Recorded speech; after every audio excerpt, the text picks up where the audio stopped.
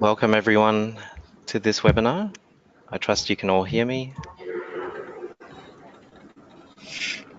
Yeah, so Okay. I can, hopefully the audience can too. Excellent. And feel free to raise your hand if you can't or have an issue.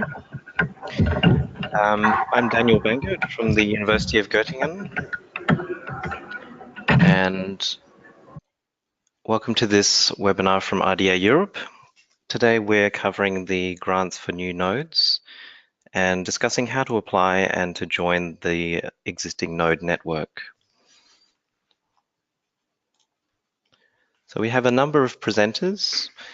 As I said, I'm based at the University of Göttingen, and my role within RDA Europe is to coordinate the network of nodes. I'll be giving a brief introduction to the scheme and the node network, and then hand over to Sarah Jones from the Digital Curation Centre, who helps with bringing on new nodes, which is the purpose of this call. After that, we'll have Anne-Sophie Fink from RDA Denmark talking about the application process that she went through to apply as a node. And Heidi Lane will talk about running a node in the Finnish context. Then we should have some time for questions and answers as well.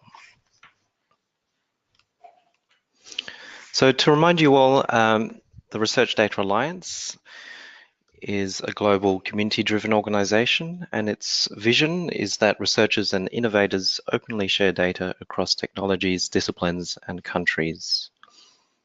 It has a growing network of working and interest groups, now numbering over 100 and close to 8,000 members. Members and their groups follow several guiding principles, which are also relevant to the work that the nodes do. And these are openness, consensus, balance, harmonization, the community-driven aspect, and non-profit. To set the context of this node scheme within RDA Europe, we are running a number of grants, and these include the seed funding for new nodes, which are countries or regions that act as local contact points between the global RDA and the national interests.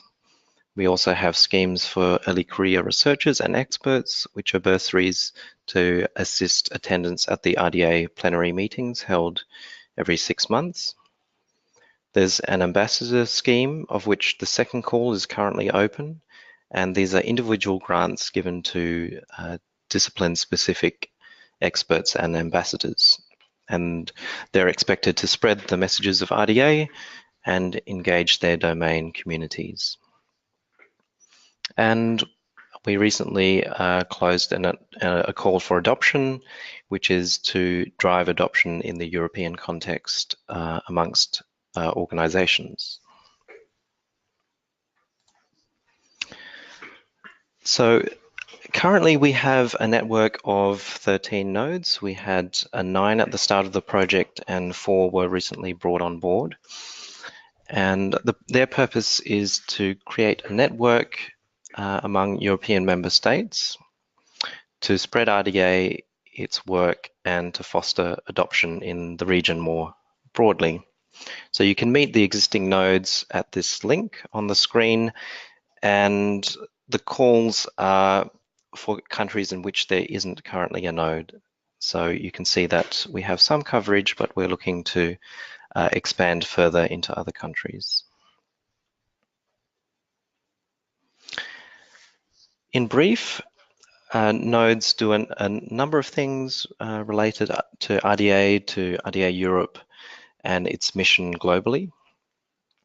So that includes supporting data-related activities at the national and local level, acting as that central contact point, growing the national community, and this is done by promoting the RDA vision through events, workshops, and so on. They also help to facilitate the uptake and adoption of outputs, and this happens at the national and local institution level and within the local data practitioner community.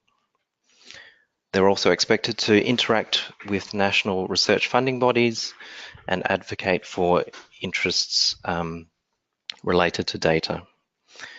They also play a role in the RDA Europe governance. And with that, I will hand over to Sarah Jones, who will introduce the current call for new nodes. Excellent. Thank you very much, Daniel. So you can see here that we have a number of new nodes. We have 4 that we added in the first wave, so congratulations to them on their applications. It's Denmark, Portugal, Austria and Slovenia that have joined most recently. We're finishing the contractualization for them just now and agreeing the work plans, and there'll be a process where we work more closely with them over the first few months, and then they'll join that wider node network. So I've put a few photos on here just so you can see who's behind the nodes. Obviously, there are many more collaborators who are working alongside them, but Anne-Sophie in Denmark, who we will hear from shortly about that process of application, Cristina Ribeiro from Portugal, Tomasz Mixer with his various colleagues from Vienna University and other groups in Austria, and Maya from Slovenia. So what I want to do is talk about the Cascading Grant Programme and give you information on the scheme as a whole and how to apply. And just to let you know, we did have a question at the start about how we're going to share the slides and the video. This will go online shortly after the webinar. So if there's anything you don't catch, you will get the content, but by all means raise questions as we go along as well, if there's anything that's unclear when we're presenting. So we have 3 waves of node funding. We've had the first one when we took on 4 nodes. We have the second call open at the moment, which is going to bring on 6 new countries or regions. And the call is open to any EU member states and associated countries where there isn't an existing node. So Daniel's already showed you the map of where we have contacts. And if there is a node in your country, we do encourage you to get in touch with them and to work with them. But if there isn't one, we do encourage you to try and build the networks at your national or regional level and to put an application in. So the total funding available in this round is €194,000, and the current call is open until the 26th of April. So it's been open a month or 2 already. And you can see details on the link at the bottom here. And what I'm going to do is just walk through that application process and what you need to cover.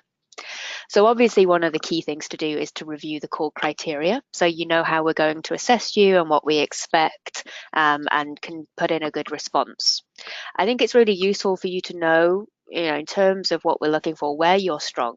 Do you have a lot of networks at the national level? Do you have good buy-in from national funders? Are there a lot of data policies and impetus, or do you have strong links with research communities?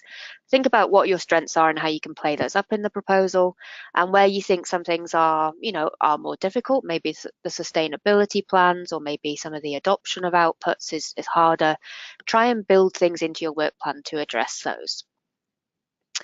We really encourage you to form collaborations and partnerships so that you're working with a range of different stakeholders, because the whole idea of the nodes is to essentially be a mediator between the global RDA organization and the different groups and priorities in your own country or regional context. So you want to try and have partnerships with all the different stakeholders, with the funders, with the universities, with research communities, with publishers, all of the people who are engaging in that data landscape. And then obviously it's a case of drafting the proposal. You can start your proposal online and save it and come back to it at various points. We do encourage you to get in touch with us if you have questions as you look through that application form. But it is a short number of questions and I'll walk through each of those. And obviously make sure you submit by the deadline, which is the 26th of April. So within the application form, you're asked to list the key personnel in your proposal. We allow you to list up to about 8 individuals, and what we suggest is you give a very brief bio sketch of the different people involved, what their background is, what skills they're bringing to your node and to the consortium. It's particularly good if you can show that people already have involvement in RDA or in useful data networks, and how they can help bring in different stakeholders, or how they bring different, either technical skills or the engagement skills, so that you've got a really diverse mix to do the work of the node. The third question rather is about the current RDA activities. And because this is about you essentially being a connection point between the global RDA organization and your own country, you really want to show that you've got a good understanding of RDA. So it's good to have a mix of people who are involved in the consortium in some way. So people who are members of different groups, showing that you've attended plenaries, that you've maybe chaired or taken on formal roles in RDA, like being members of TAB. Potentially you've adopted some RDA outputs already, or maybe you've had national events. They don't necessarily need to be RDA specific events, but if you have had those, or if you've had data events that align with RDA activities, it's good to just show how you're active in the space, and how essentially you have that knowledge of RDA to be able to do the remit that we're asking. And I think I mentioned before about you can list up to 8 people in the personnel. It's good to show that you've got a range of different skills, and that really the group that you're bringing together helps you address those different areas. I think one of the primary aspects of the proposal, and really what evaluators will be looking at, is your work plan. So the different activities you have planned for the node. And we really want to see quite a detailed plan here, with a timeline, with significant events and milestones. We do have a template for the node activities that's broken down into a number of kind of macro areas. And we do also suggest KPIs, and I would recommend looking at those, because evaluators are going to assess you on that. And in terms of the template, we do recommend using that, because that will then be the way that you submit your work plan, if you're awarded the funding. So it will make your life easier if you follow it now.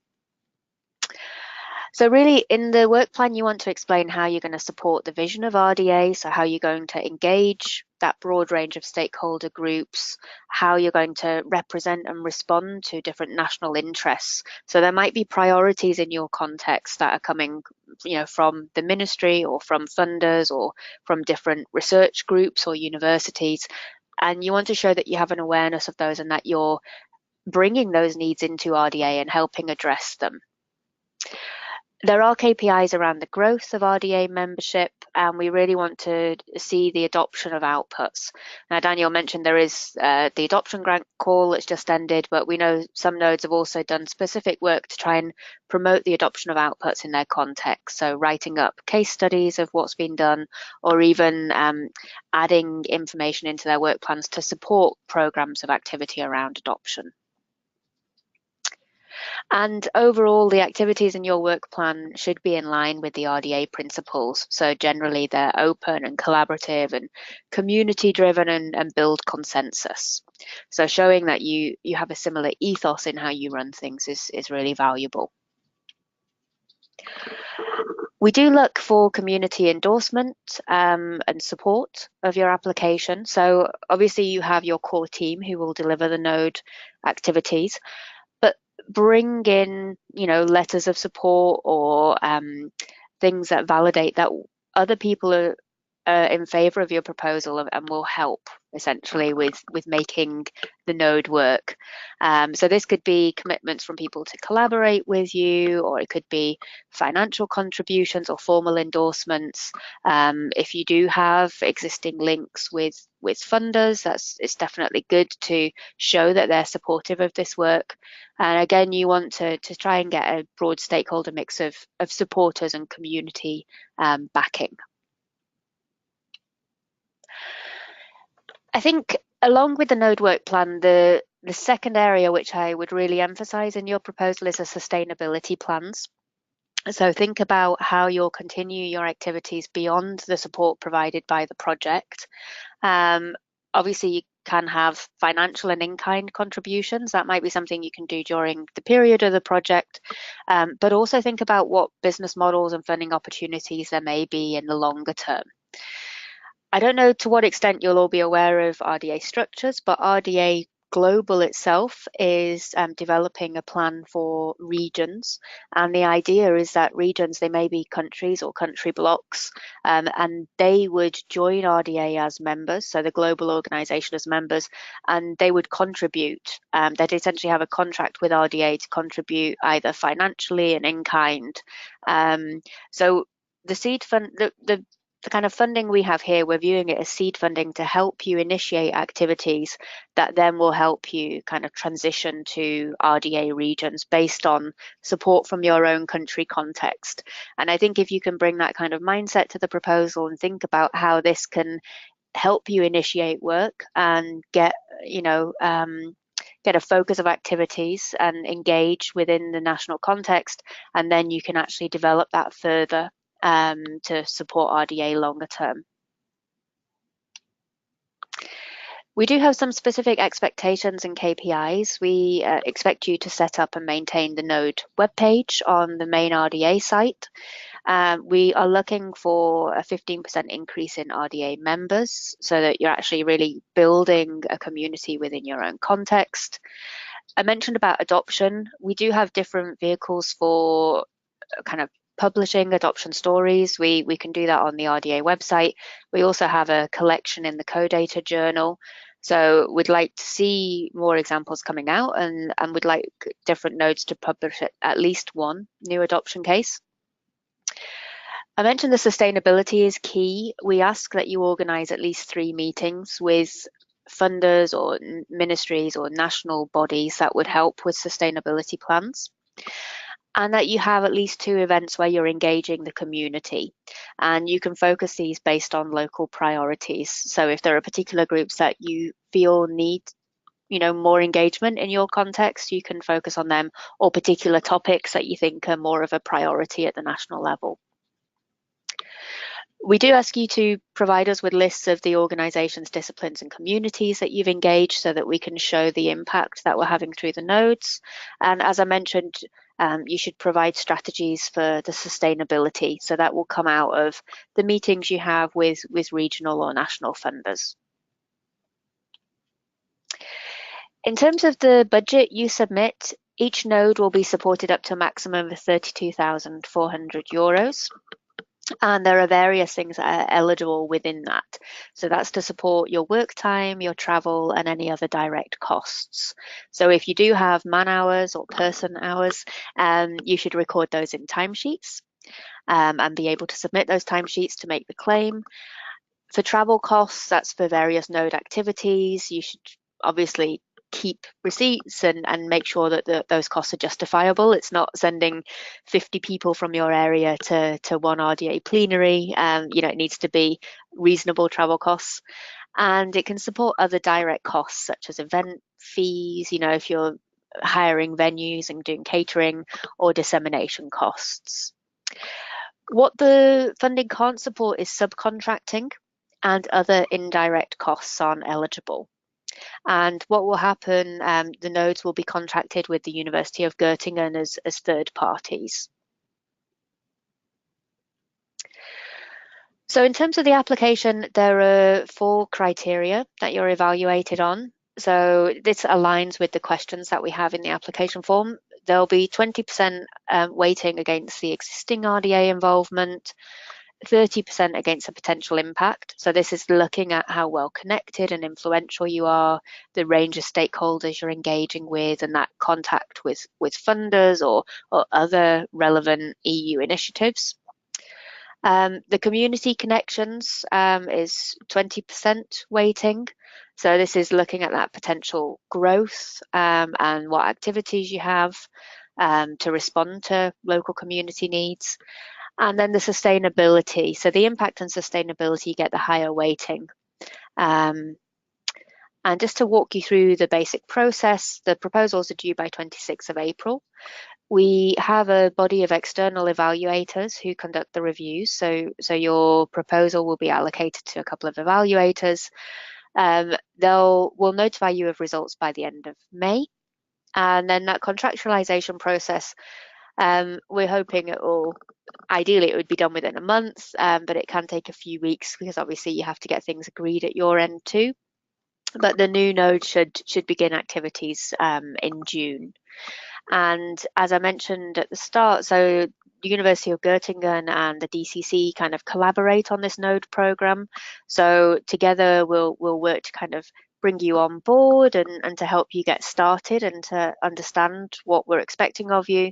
And then after a period of a quarter or so, you'll transition into that main node group and join the regular monthly node calls and the other events. So that's all I wanted to say about the programme.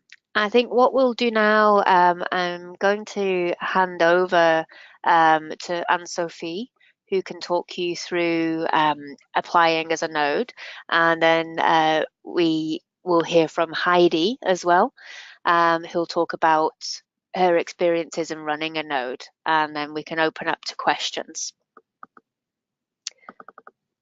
Okay.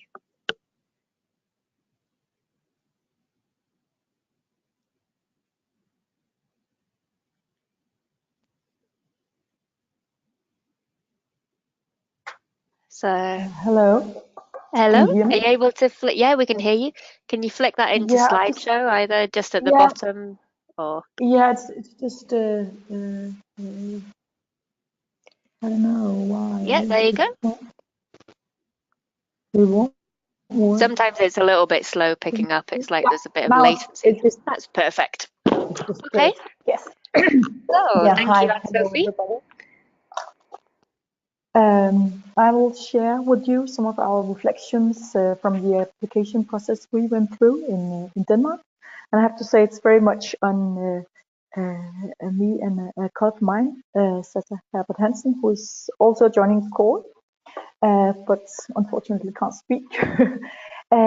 So it's very much on us, sort of. It's not the whole group, but because of course more people were involved in the process.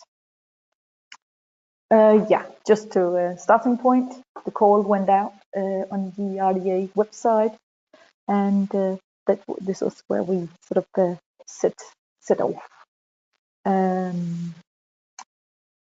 As we were meeting this call, we got the motivation for applying, and based on the 4 grounds, sort of main grounds I've put here.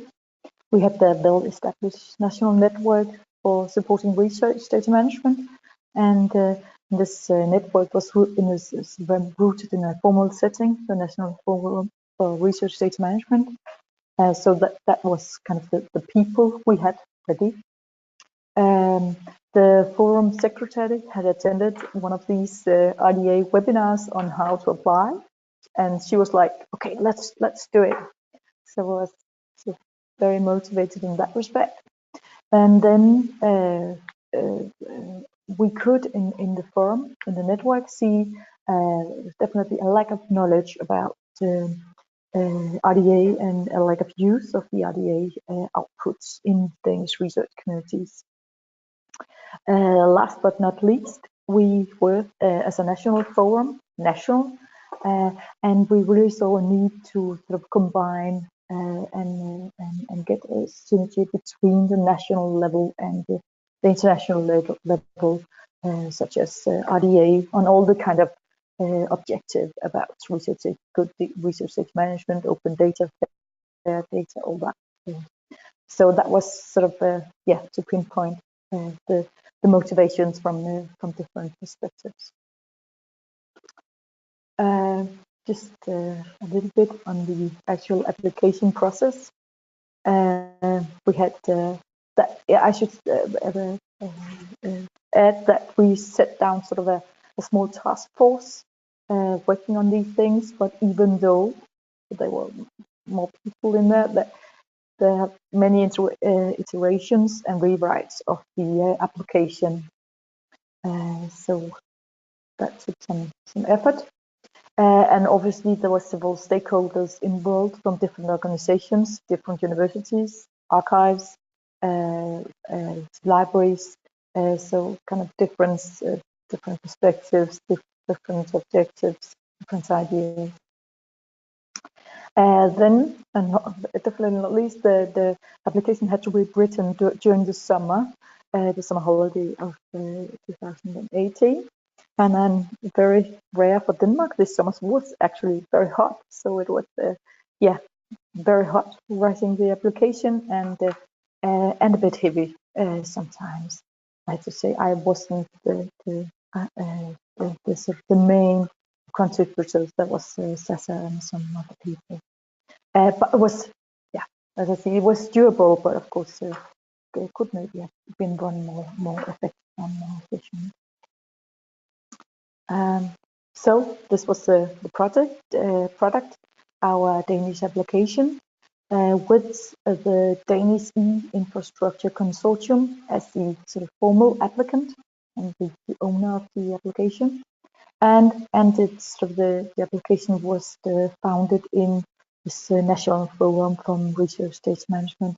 And the forum could provide the integration with the Danish research community, as team members are sort of widespread in place of universities, archives and libraries. And the little article I put in was sort of the newsletter from Dijk on that we got the node. So now we are moving into a sort of higher international year in Denmark because we had a successful application. And this, I won't go into that, but this is sort of our way to in the application to show our strength, as Sarah mentioned, and our strength was very much that we had this established work network and sort of a way to reach out into the research communities. The challenge now is actually to get the network activated, but that's another business. And to state the weaknesses for us in this respect was definitely this lack of knowledge that I mentioned before. But I think our strength in Denmark was this network and outreach. And just to pick on sort of the actual content of the application, I guess it's kind of sort of a very obvious objective in some ways. It was to encourage and support the uptake of RDA recommendations outputs in Denmark, and I'd say, in Danish university, to foster active engagement in RDA activities, such as RDA working groups, interest groups, by Danish researchers, or I should rather say researchers placed in Denmark, that definitely not all Danish. And also from research support organizations, and in that I count libraries and archives as well. The third objective was to coordinate with relevant Nordic and European organizations on RDA-related research and activities. So that's sort of the broad lines. And these kind of small illustrations was to put RDA plus our group in the DM forum. Now there's a smaller group working actually on as a project group for the RDA work, adding plus sort of the actual researchers and they are working. You can see engaging in the RDA, and in this respect we see that we can get towards more fair and open data. I'd like to add that we also in Denmark was so lucky to get an RDA ambassador, and he will be closely engaged in the activities for our national node.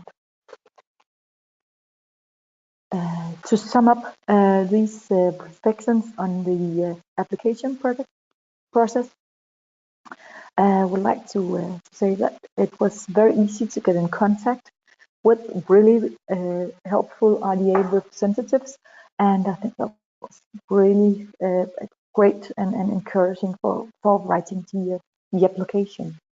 And I think I remember it took a while actually in order to contact people, and it was really great to feel that we were welcomed and our questions was welcomed. There was this, as Sarah already presented, a clear prior definitions of KPIs would really help in sort of formulating the applications.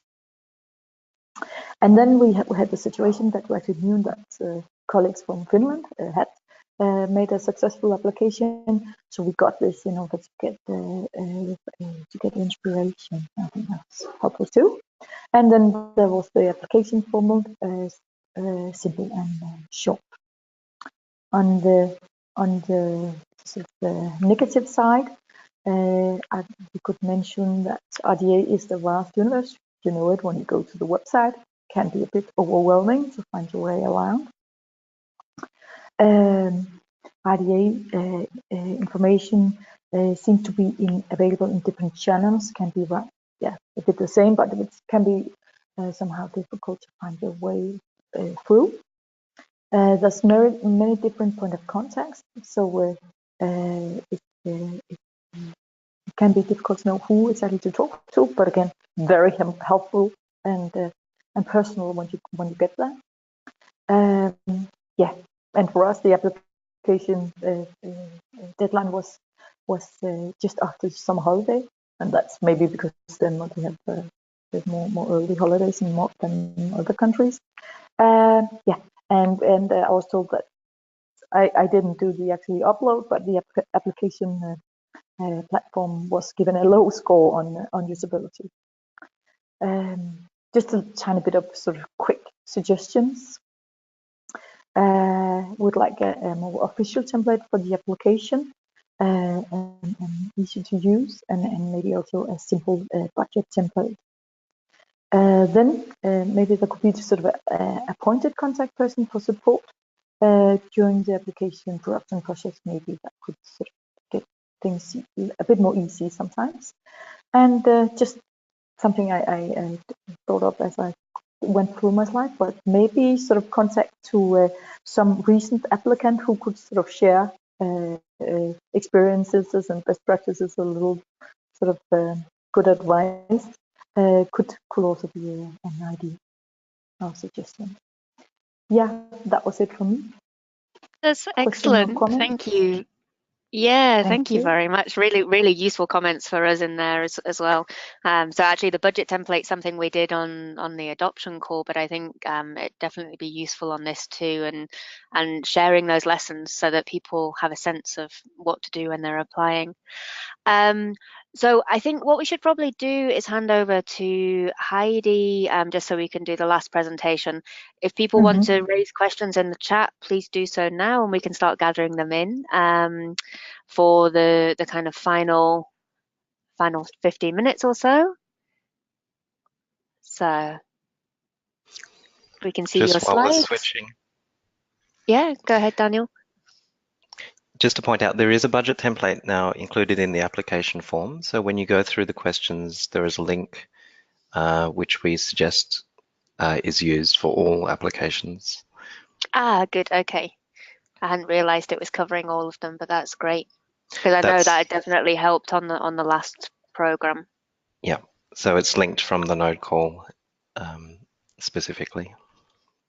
Good.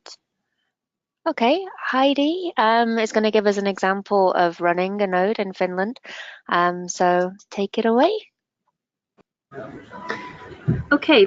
Hi, everyone. I hope you can hear me. Yeah, we can hear you. Yeah. Yeah. Greetings from Tampere, Finland, where I'm visiting for today the newly established Tampere University. I hope you can see my screen and here are my slides. So just a real brief glance at what we've been doing at the RDA Finland node lately. So I work as a research data solutions coordinator at the CSC IT Center for Science, and I actually very recently started there, just a month ago. One of my duties there include acting as the node coordinator for the RDA Finland node, but despair not, I have been involved with the RDA Finland activities longer than just 1 month. So my experience isn't limited to just that very short period of time, but of course, because I've been mostly on the kind of the receiving end of the node activities, I have maybe a little bit different point of view than someone who's been very kind of hands-on, heavily involved in the governance side and in the administrative side. So I'll just more focus on the different events that have been organized in the context of the Finnish node and communications channels and stuff like that. So CSC is the host organization for the RDA Finland node. CSC is a publicly owned company that provides the Finnish research community with services like computing and data management services. And from the point of view of CSC, the RDA node is the Finnish interface to the RDA Europe project, as well as the global RDA activities. And also we're involved because of the project in the RDA Europe governance board. Next slide there. So here are the events that we've organized so far.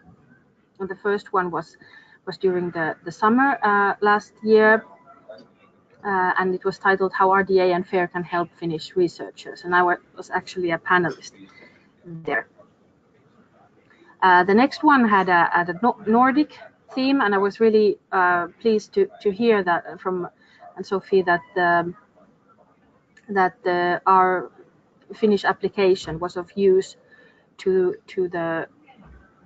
them when drafting the application for the Danish national node. So this Nordic cooperation has been something that we have recognized as of value and something that we've wanted to foster through this Finnish node. We had Hillary Hanaho representing RDA there, and also in the most recent event titled Research Data Breakfast, where I actually also was attending as a panelist. We have had a bit of a gap now in these events because Riina Salmivalli, who used to be the node coordinator, she started her leave during the autumn, and I was able to join the ranks in an official capacity only this February. But we have a next event in the works. It will be held in April, and it will have a theme, which is sensitive data, solutions for sensitive data. And I'm actually thinking about including a workshop for the event where we could look at the work and perhaps even outputs that have come out of RDA that somehow address sensitive data issues. Communications is of course a big part of running a successful node. Here are the main communications channels for us. Of course, the website is important. Then we have a contact list, social media. We try to use the same hashtags in order to tie the different instances of discussion together and make them findable. And there you can also see the importance of the Nordic context. And of course we take advantage of the CSC communication channels as well. There are plans on translating some of the RDA outputs and recommendations into Finnish to make them more accessible to the Finnish research community. And here you can see the 4 outputs that in an event were recognized by the participants as the most interesting. So this is one way of enhancing the implementation of RDA outputs. So then some, I don't know if there are lessons, but anyway, some thoughts that came to mind when I was thinking about this presentation and what I should say.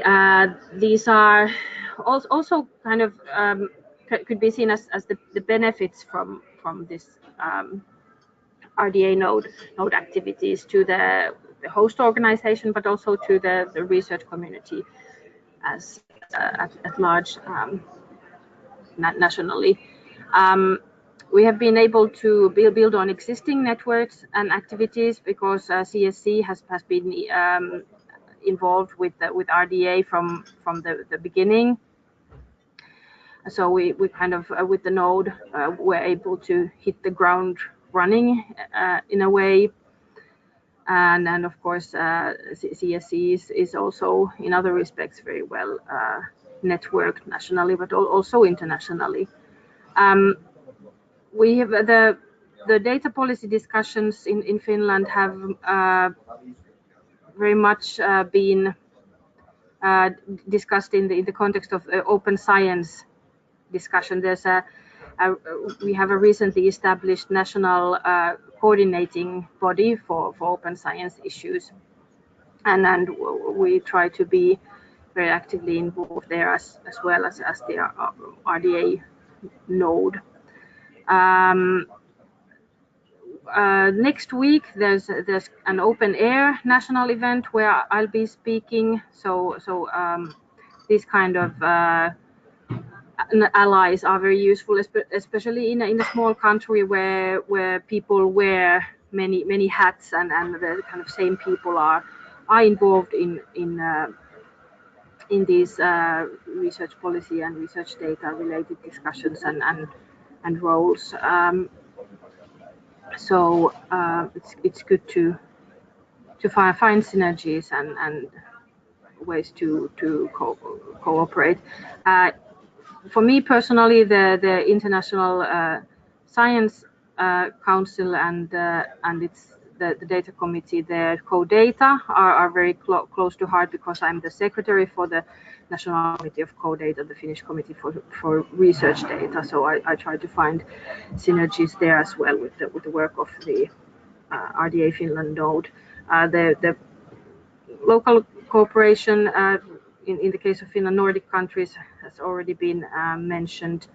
Then reach out to researchers. This is because the administrators are important as well, but they are, at least in Finland, they are already very much involved in these research data discussions, and researchers are not. So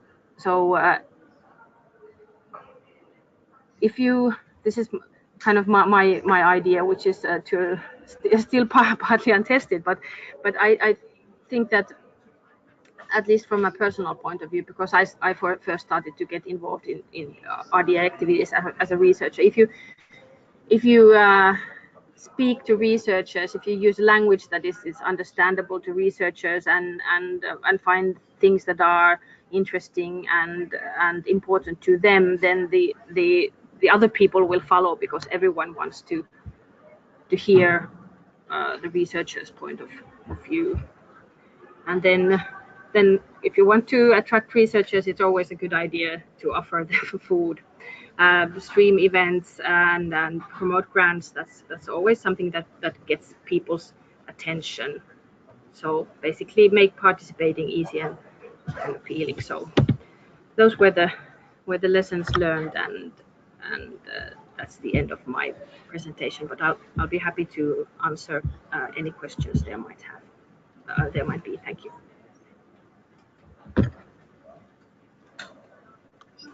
Excellent.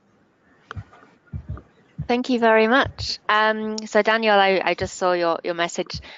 We can flick back to my screen if we want to. Yeah, thanks, Sarah. We'll change back to you. So thanks, Sarah and Sophie and Heidi, for those presentations. We do have time for questions, so I would suggest that you put those into the question box and we can deal with them one by one.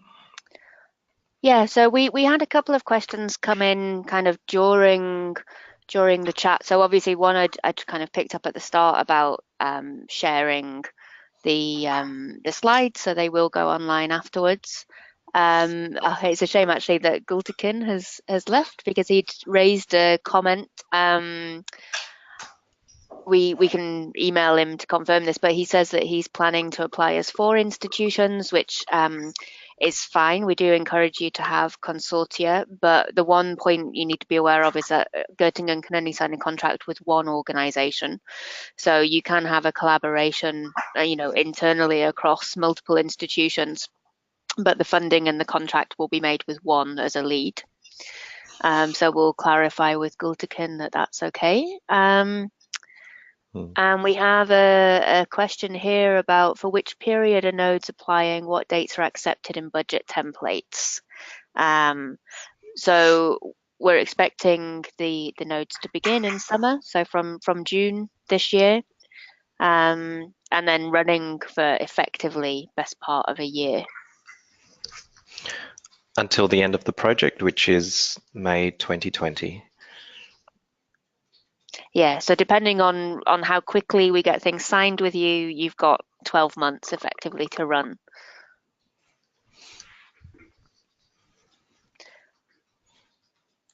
And then we've got a question from Maggie Hellstrom about Denmark and Finland. And did you engage with research infrastructures at ESFRI level to ask them to support your applications? So I think Anne-Sophie and Heidi, if you want to unmute to answer that. I know I think, I don't know if this is public knowledge yet, but there is a Nordic EOSC proposal that has been funded. So for people in that area, there will be kind of broader infrastructure that you can engage with. Yeah, this is Anne-Sophie speaking from Denmark. Yes, there will be some connection, but it's not actually formalized with the EOSC, as far as I know, with the EOSC, Nordic EOSC project coming. But I can say for our application, we have contact with the research ESFRI sister for social science data archives, and there will be some sort of integrated activities that we will coordinate. But it's not like Sister said, okay, I think it's a good idea that Denmark can get a national node, but we will make sure to coordinate, and we have also a member in the project group from the ESFRI Clarin. So there will be some outreach, but I think it's an issue to give some thought. So thanks for the question. Yeah, unfortunately, because I haven't been involved in the application phase, I don't know what went exactly into that process. But CSE is a consortium member in the Nordic EOSC bid or project, and yet there's a lot of connections to ESFRI, but if there's anything more specific, I can find out and get back to that. But unfortunately, because of my limited experience, I can't give a better answer at this time.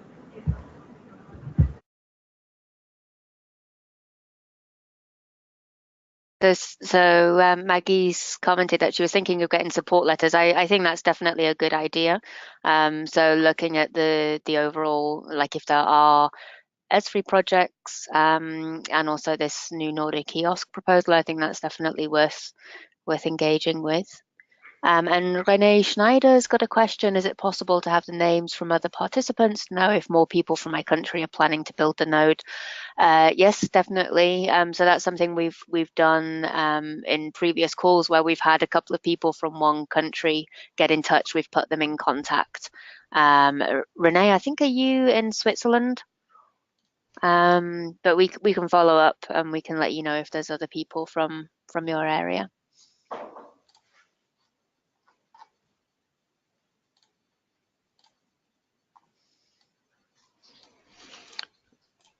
Yes, Renee, I would suggest I'll put this email also in chat, but that you contact us at this address, which is the general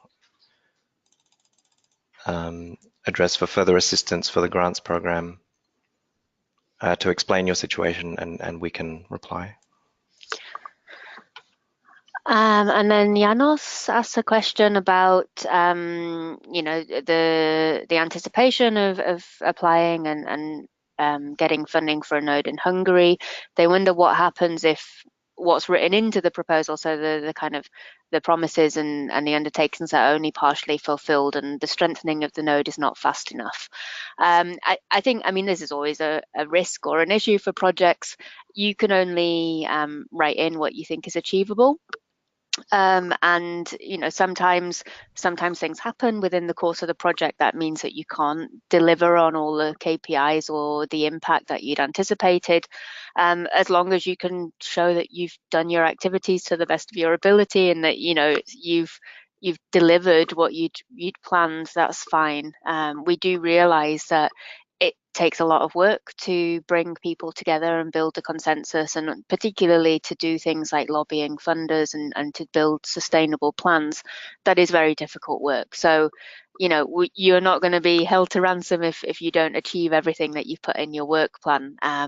But we monitor the progress on a monthly basis. We have calls, and then we have reports submitted on a quarterly basis. So the only time something would really get flagged was if it seemed that you weren't attempting to deliver the work. But yeah, we realize sometimes things don't happen as planned. And Heidi will need to leave shortly. So if there's any final questions to Heidi, please raise them now. Or any other questions to us all. Either put them in the chat, or you can also, if you want to raise your hand, we can give you speaking controls if you have a microphone.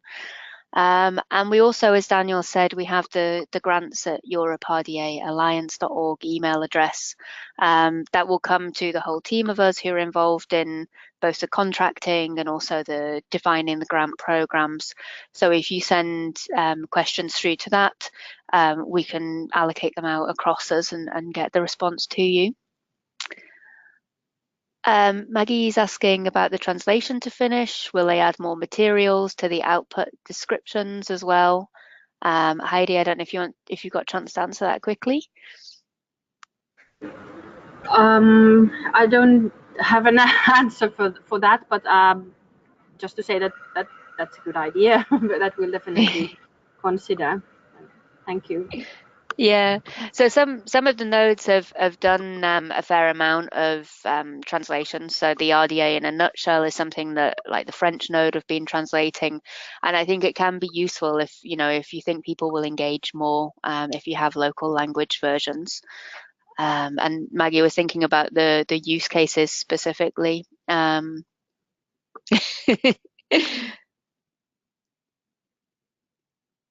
Okay, and a comment from Zaza in Denmark. Can the same activity be used to cover several of the KPIs you have for a node? I guess so. There will be overlap. So some of the KPIs you have around growth of membership and the KPIs around running events, the two of those kind of go hand in hand. It's by having your engagement events and doing outreach or webinars that you will grow the membership. Yeah, so I think ultimately some of the things will be reported in multiple areas because they have knock-on effects for different aspects, and that's fine.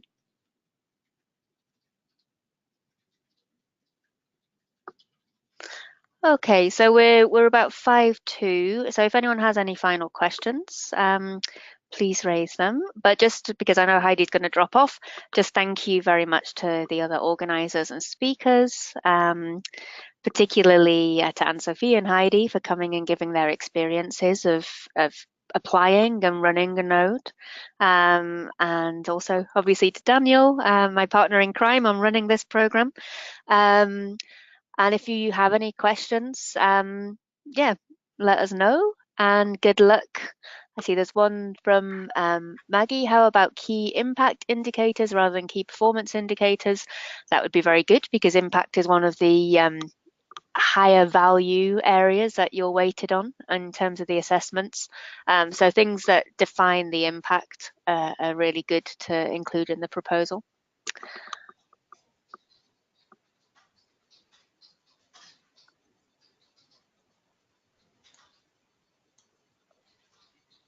Okay.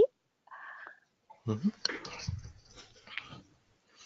Well, thank you all very much, and good luck with the proposals. You've got 6 weeks or so left to put those in.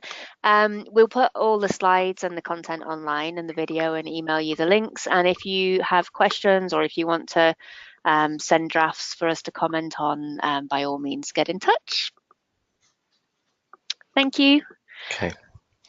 Thank you all.